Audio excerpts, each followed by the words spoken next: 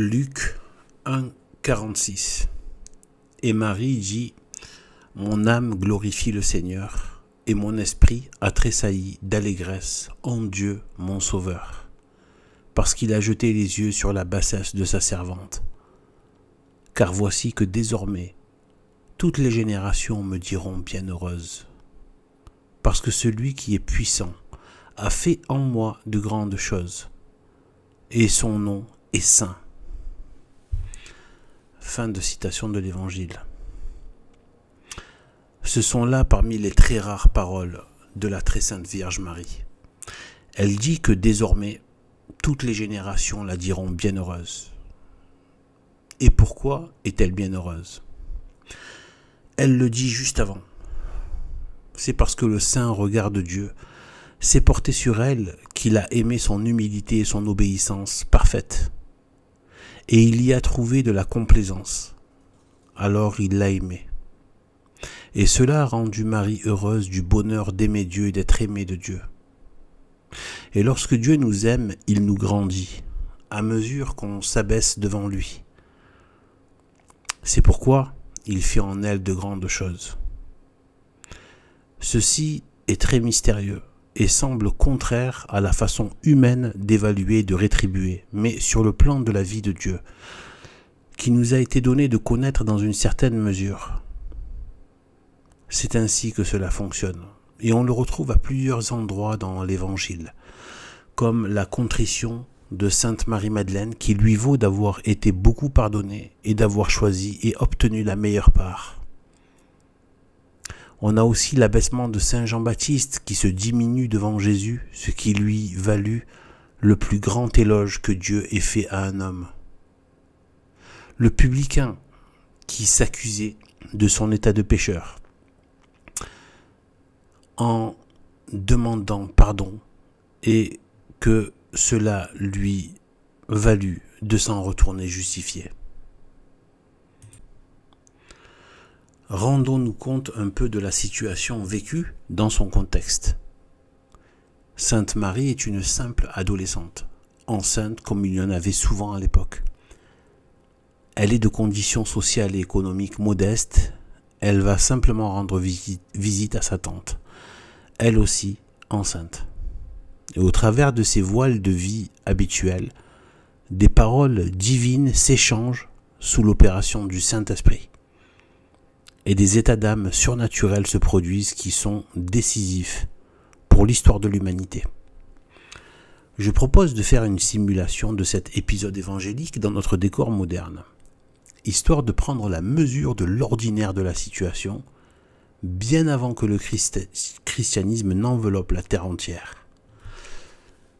Imaginez une simple jeune femme au foyer, aujourd'hui tout à fait inconnue du monde, sans fortune, sans lignage politique puissant, en 2025, de classe populaire, enceinte, épouse d'un simple ouvrier, menuisier, au revenu moyen d'un SMIC, vivant dans une petite ville sans rien de particulier, qui va voir sa tante, elle aussi enceinte, dans une ville basique, juste pour lui rendre visite, et qui dit à sa tante que Dieu l'a gratifiée et exaltée à tel point que toutes les générations la diront bienheureuse, et qu'elle sera impliquée dans de grandes choses selon les desseins de Dieu le Créateur de toutes choses lui-même.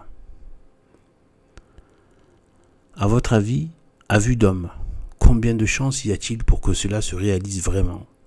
Que durant 2000 ans, entre 2025 jusqu'en 4025, elle soit bénie, trône encore en statue qui surplombe des villes, que des temples soient en son nom, en son honneur, et qui lui voue une dévotion, et qu'il se trouve encore des millions d'hommes et femmes qui la prennent pour mère, l'honorent, récitent la prière en son nom, et la disent bienheureuse sur tous les continents de la face de la terre.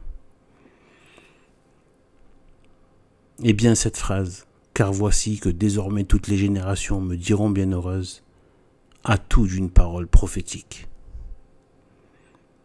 Car hors de toute attente, c'est ce qu'il s'est produit, et se réalise encore à notre époque. Cette prophétie a percé les siècles, traversé les océans, les montagnes, les empires, les races, les nations, les guerres, les calamités, les hérésies, les haines, les manigances des démons, le mystère d'iniquité, la malice des prédations humaines. Et elle se fraye encore de nos jours un chemin enchanté dans le cœur de millions de fidèles. À échelle humaine, il était impossible que cette jeune femme devienne un sujet de la plus haute théologie, de la religion la plus universellement adoptée par tous les peuples et toutes les générations, et depuis qu'elle a prononcé ces paroles. Cette jeune femme, non pas une espèce de personnage fictif ou mythologique, mais vue et côtoyée dans la vie réelle par les apôtres et d'autres témoins oculaires qui ont ensuite semé l'évangile dans le monde. Marie, qui a prononcé ces paroles au cours de sa vie ordinaire, sans or, ni tambour, sans pouvoir, ni rhétorique, a conquis les cœurs, autant des cœurs de rois et de reines, d'empereurs comme Charlemagne, que des hommes et des femmes du petit peuple, chez qui elle a trouvé un foisonnement d'amour d'enfants pour leur mère. Autant des esprits lettrés comme Saint Bernard et tant d'autres théologiens de haute facture que de gens dénués d'études, mais tous riches d'elle, riches de la plus bénie entre toutes les femmes. Riches et pauvres, grands et petits, savants et analphabètes, puissants et faibles, de toute race, de tout continent, ont trouvé dans la Mère de Dieu, Sainte Marie, une source de grâce et de bien, dans la simplicité et une douceur céleste, et lui ont rendu tant d'hommages, de marques de tendresse, de dévotion et d'admiration. Au fil des siècles, la figure mariale s'est précisée et s'est même imposée. Dès les premiers siècles, les pères apostoliques ont porté grand honneur à la Mère de Dieu, à la Vierge Mère de Dieu, de saint Irénée à saint Augustin, de saint Bernard à saint Louis-Marie Grignon de Montfort, et tant de saints qui l'ont mise au centre de leur vie spirituelle comme source ineffable de grâce, de purification de l'âme et de filiation avec Dieu. L'Église a manifesté qui est Marie, la nouvelle Ève, la mère des enfants de Dieu, c'est-à-dire des catholiques traditionnels. Avec ses multiples apparitions miraculeuses, attestées, elle s'est avérée être l'ambassadrice de la Sainte Trinité auprès des habitants de la terre et médiatrice entre les hommes de toute nation et son Fils, Dieu le Verbe, Jésus.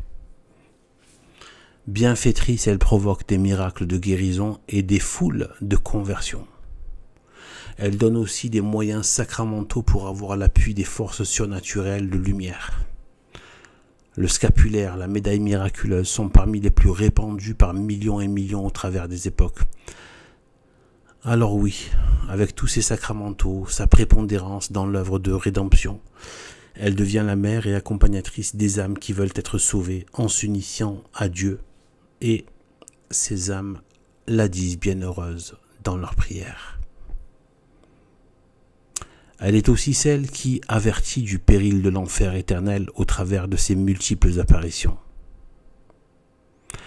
Sa charité, sa clémence, sa douceur, sa sollicitude ne perdent pas en chemin la gravité, le sérieux, la menace qui plane sur la race humaine.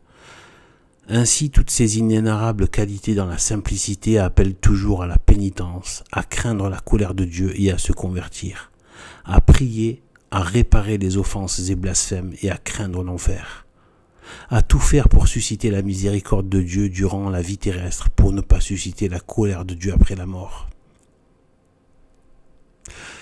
Le salut ou la damnation de notre âme comme de notre corps, c'est une affaire sérieuse. Et son amour ne cède pas à la mièvrerie, à l'édulcoration, au feutrage, non. En reine du royaume de Dieu et en reine mère, elle sait ce qu'il faut pour y entrer. Elle sait ce que la Sainte Trinité exige et elle connaît l'indescriptible malheur et horreur que devra subir une âme damnée, à jamais déchirée par la perte de la vision de son Créateur, à jamais le combustible du feu de l'enfer qui ne s'éteint pas, et à jamais subir sans repos les tortures ignobles et insupportables du sadisme épouvantable des démons. Où sont les traces matérielles de cette prophétie réalisée? Toutes les générations me diront bienheureuses. des églises, des statues, des peintures, des cathédrales, des ordres religieux, des sanctuaires dans le monde entier dédiés à son nom sur des siècles et des siècles. Alors oui, depuis qu'elle l'a prophétisé, elle est bien dite bienheureuse. Elle est celle qui est invoquée et priée lors des guerres contre les armées ennemies du christianisme. Elle fait remporter de vives et vitales victoires, dont celle qui brille parmi toutes, la victoire de Lépante, où elle amène à la victoire l'armée catholique en sous-effectif 3 fois moins nombreux que l'envahisseur turco-arabo-musulman, protégeant ainsi l'Europe et l'Église de l'invasion mortelle du poignard mahométan. L'Église la nomme Notre-Dame des Victoires.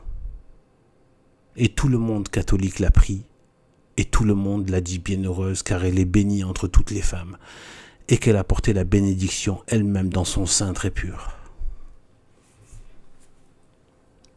Elle est à l'origine et au centre de la prière la plus appréciée, populaire, officielle et répandue chez les catholiques, le chapelet du Très Saint Rosaire. Un chapelet fait 50 Je vous salue Marie et le rosaire complet 150 Je vous salue Marie. Sur toute la terre, encore aujourd'hui, elle est dite bienheureuse, malgré le reniement universel par les nations de la foi catholique, y compris et surtout par les serpents faux catholiques de Vatican II, de l'institution sidaïsée par le modernisme. Constat d'un monde et de notre époque qui pourtant se noie dans le sable mouvant de l'apostasie généralisée. Constat du modernisme des faux catholiques pervers, des imposteurs pseudo-papes et pseudo-prêtres, serpents camouflés dans les égouts depuis Vatican II. Constat du blasphème républicain contre le sacré catholique par le biais de son cheval de Troie gauchiste. Les blasphèmes et moqueries à répétition, compulsifs, vomitifs, chroniques, rageux et érigés en droit. Constat du venin des idéologies humaines inspirées par les forces démoniaques comme le gauchisme, le marxisme, le matérialisme, la fausse science moderne et autres délires périphériques qui ressemblent fort à un mystère d'iniquité. Constat de l'hérésie silencieuse de la gnose, du New Age, la gnose d'autant plus cancéreuse et mortelle qu'elle ne fait pas de bruit et se contracte dans des sectes hippies prétendument gratitude, namasté et put comme disait Céline. Que chacun sache bien que ce petit monde a déjà reçu sa gifle magistrale de la part de saint Irénée de Lyon dans son livre Contre la gnose. Constat de la propagande calomnieuse des évangélico-protestants dont la profession de foi semble être de cracher sur le catholicisme. Constat notre monde a l'athéisme hargneux, snob, triomphant, et pourtant l'athée qui renie Dieu de toute son âme, de tout son cœur et de tout son esprit, alors que l'athéisme est quasi généralisé en Occident, cet athée se sent toujours menacé par un spectre quasi inexistant d'un croyant qui pourrait toujours venir troubler sa fausse paix, alors que c'est son athéisme qui ne laisse aucun repos à son âme, car cet état de péché mortel le ronge. Le croyant fidèle et sa mauvaise conscience. Il lui rappelle sans un mot qu'il est du mauvais côté, même s'il n'en resterait plus qu'un seul sur la terre, qui est la foi inébranlable. Des milliards d'athées se sentiraient menacés par ce seul croyant. Les ténèbres se soulèvent comme un seul homme, ne fût-ce que contre une seule poussière d'étoiles. Constat l'affichage conquérant des musulmans en Europe, anardi par le gauchisme qui les propulse et favorise leur démographie. Constat les manigances des puissances d'argent. Constat la mafia républicaine la truelle. Constat la grossièreté matérialiste. Constat le charnel sourd et aveugle dégénéré dans des perversions des lois biologiques. Constat la cabale maçonnique et le gauchisme dressés contre le Christ et son Église. Elle a encore de nombreux enfants, malgré tout cela, qui récite le chapelet ou disent souvent des Ave Maria parce que le Saint-Esprit lui a inspiré ces paroles. Désormais, toutes les générations me diront bienheureuse. Alors, toutes les générations auront un certain nombre de fidèles qui la disent bienheureuse, et peu importe les millénaires, les vicissitudes, la faiblesse, la défaite apparente, les vices humains et l'énigmatique sens de la fourberie et des intrigues qu'ont les hommes pour tailler des sentiers de mensonges et de perdition. Elle a prophétisé du fond de sa banalité sociale apparente, que toutes les générations la diront bienheureuse. Alors, toutes les générations l'ont dite, la disent et la diront bienheureuse, et cela jusqu'à ce que Jésus-Christ fasse passer le ciel et la terre. Alors oui, même au milieu de ce monde du début du 3e millénaire, en 2025, siècle de débauche intellectuelle, de débauche corporelle, de débauche des nations et de dépravation spirituelle, au stade de la bête et de l'esprit de démon, il est encore beaucoup de membres de chaque nation en prière du chapelet qui la disent bienheureuse, bénie entre toutes les femmes. Même l'ennemi musulman, malgré ses conceptions ridicules sur l'histoire de la révélation, il garde tout de même une certaine révérence vis-à-vis de Marie. Même les évangélistes protestants, qui pourtant ont la haine de la dévotion à Marie, et dont certains s'adonnent même au blasphème en passant, on trouve tout de même, pour les moins contaminés, qui ont encore un respect pour le nom de Marie et se sentent obligés de dire qu'elle est bénie. Il n'y a que chez les gauchistes, les woke, francs-maçons et talmudistes, que Marie est méprisée, détestée, vilipendée d'un mépris plein d'obscénité et ouvertement hostile. Car plus on est proche de Satan, et plus on a la haine contre Marie. Car Satan sait par qui vient l'écrasement de sa tête orgueilleuse. Parlons un peu de la prière de l'Angélus. Depuis le XVIe siècle compris, ce qui fait une durée de 5 siècles jusqu'à nos jours, l'Angélus retentit 3 fois par jour sur tous les continents, encore aujourd'hui par les cloches bénies des églises. L'Angélus, la prière angélique, qui met à l'honneur autant le Verbe de Dieu que Marie, autant Marie que le Verbe de Dieu. La toute-puissance du Créateur sans commencement ni fin, à la grandeur sans limite qui s'anéantit presque en prenant la taille d'un humain pour se faire homme, pour sauver l'homme. La Vierge Marie qui s'anéantit presque pour ne plus être qu'une sainte pierre précieuse et vivante qui reflète la volonté de Dieu. Et la perfection sans tache du don de sagesse. L'Angélus, prière qui remet au goût du jour et perpétuellement l'instant qui fit basculer le devenir de l'humanité. L'annonciation de l'incarnation de Dieu le Verbe dans le ventre très pur de la très sainte Vierge Marie. Dieu veut être enfanté par celle qu'il a créée pure. Ainsi et aussi loin va l'amour et l'humilité de Dieu. Partout en Europe, en Asie, en Amérique, en Afrique, en Australie, nord, sud, est, ouest, partout où passent et sont passés les 4 vents, elle a été bénie, honorée, dite bienheureuse. Dans le passé en France, qui est le pays le plus marial, les fidèles durant l'âge d'or du christianisme, avant les ténèbres de la République et du modernisme des faux catholiques, les gens arrêtaient toute activité durant 3 minutes à peu près pour prier l'Angélus 3 fois par jour. Et certains s'arrêtaient, se mettaient à genoux au beau milieu du champ, de l'atelier, de la vie quotidienne, de leur travail, et disaient « Sainte Marie, bienheureuse » au travers de l'Angélus. Elle et son divin Fils, par la prière 3 fois par jour de l'Angélus, que les cloches sonnaient dans chaque ville et village, à chaque jour que Dieu fait, et il retentit encore aujourd'hui.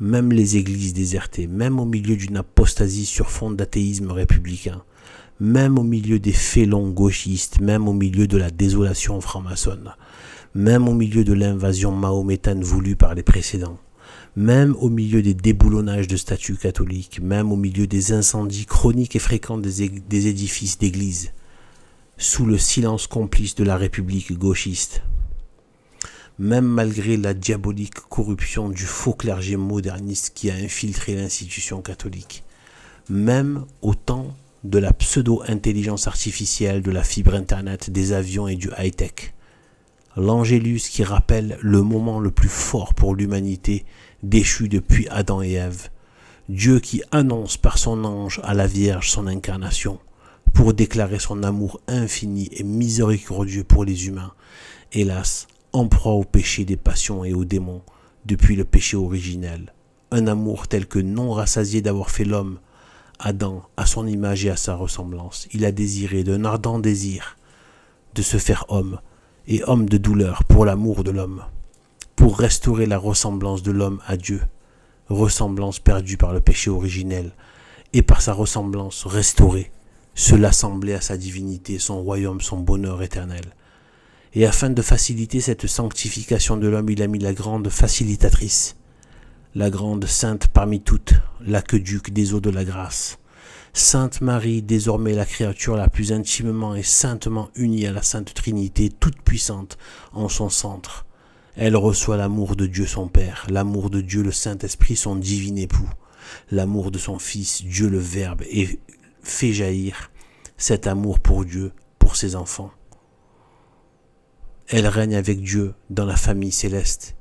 Il apparaît que comme Dieu a pris un corps humain par la Vierge Marie sur la terre, aussi l'homme s'unit au corps mystique de Dieu par la Vierge Marie. Et même si l'on n'entendait plus les cloches sonner l'Angélus, ce qui risque d'arriver lorsque le règne de l'Antéchrist sera à son maximum, les fidèles connaissent les heures de l'Angélus et il restera toujours des enfants de Dieu, enfants adoptifs de Marie, pour la bénir et la dire bienheureuse, au travers de l'Angélus, du chapelet et autres dévotions selon ses sanctuaires. Il en sera ainsi jusqu'à la fin du monde au retour de Jésus-Christ. Elle est dite bienheureuse car chaque jour, ses enfants catholiques récitent ceci. Vous êtes bénie entre toutes les femmes.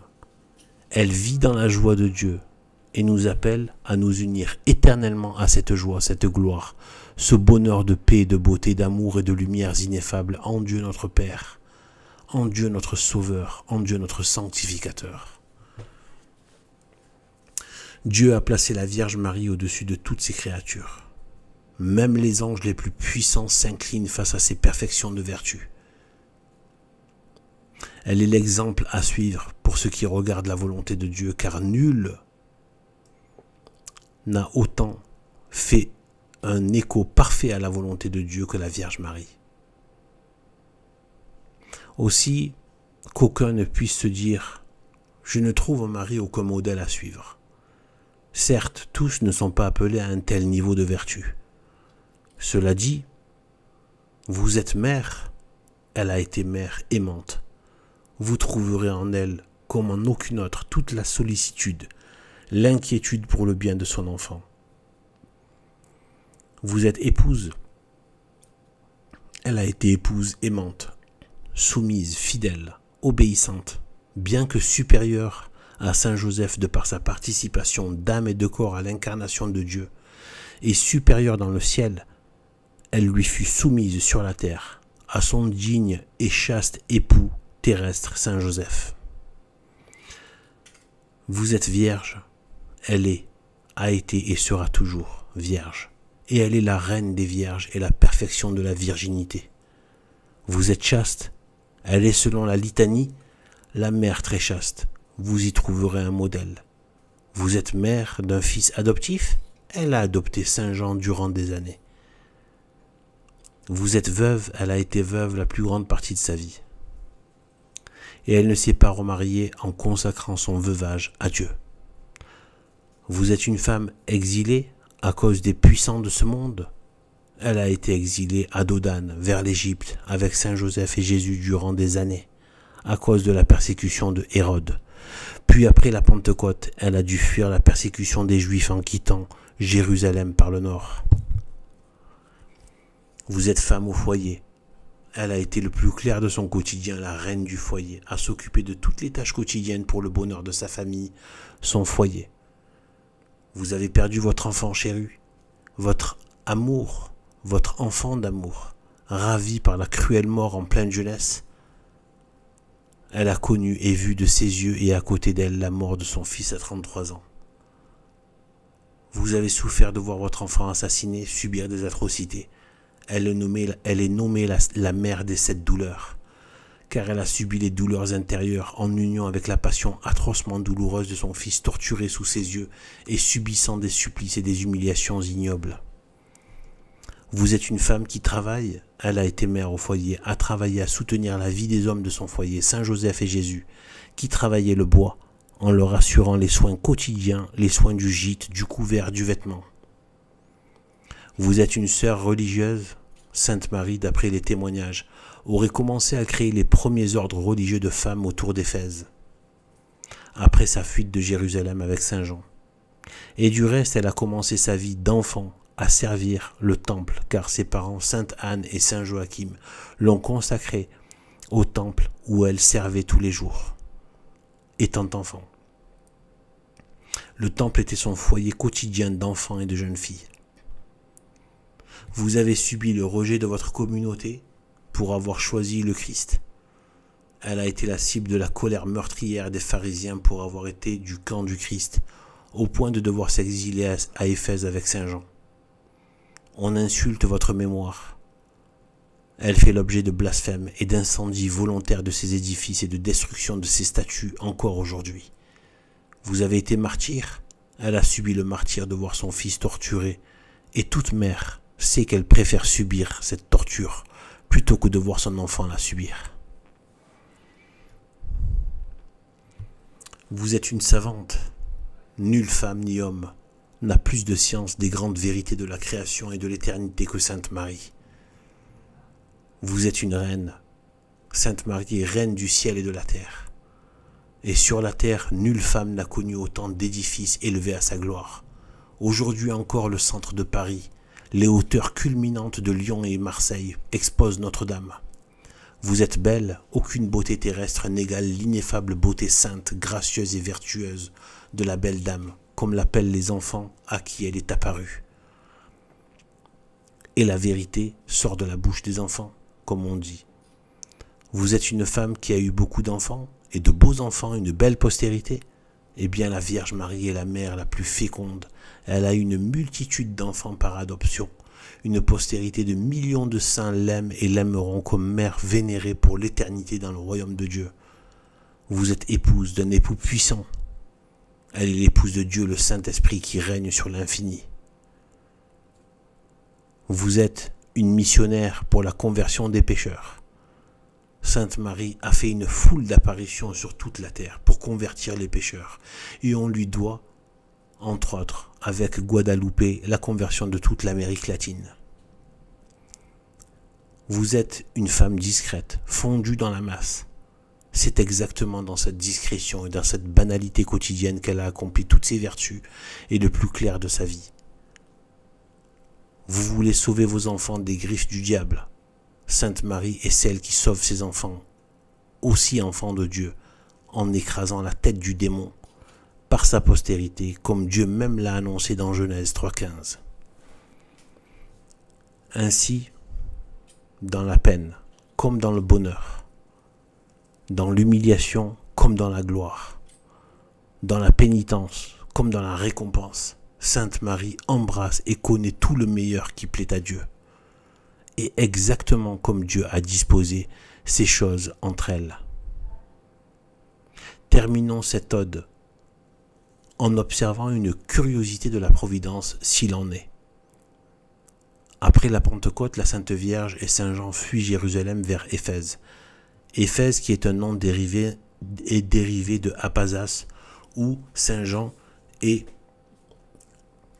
la Vierge Marie ont séjourné. Le nom de Apazas lui-même dérivé du nom de Arzawa, qui signifie le royaume de la déesse mère, connu sous le nom d'Artémis. C'était évidemment un faux dieu féminin païen, une référence de la démonie féminine païenne, et c'est là que la Vierge Marie, qui n'est pas une déesse, mais qui a été divinisée, car même les âmes chrétiennes sont appelées à devenir Dieu par participation au Dieu vivant, dans son corps mystique, comme l'a rappelé Jésus dans l'évangile Jean 10, 34, en reprenant un psaume 82, 6, qui dit « Vous êtes des dieux, vous êtes tous des fils du Très-Haut ». Et Sainte Marie a été couronnée dans le ciel après son ascension, et elle est devenue la reine mère du ciel et de la terre. La femme, la mère, par excellence, unie saintement et parfaitement à Dieu et à l'ordre divin. C'est comme si la Providence avait écrasé et remplacé la tête de la démone Artémis d'Éphèse, référence païenne de la féminité corrompue, par la pureté de la Reine-Mère Sainte Marie, pour purifier la polarité féminine de l'humanité et de l'humanité sanctifiée et sauvée. De plus, Éphèse se situe en bord de mer Méditerranée. Sainte Marie, qui est aussi appelée l'étoile de la mer, Stella Maris, qui guide le navire de l'Église rempli de poissons vers le port du salut. Elle qui est aussi appelée porte du ciel.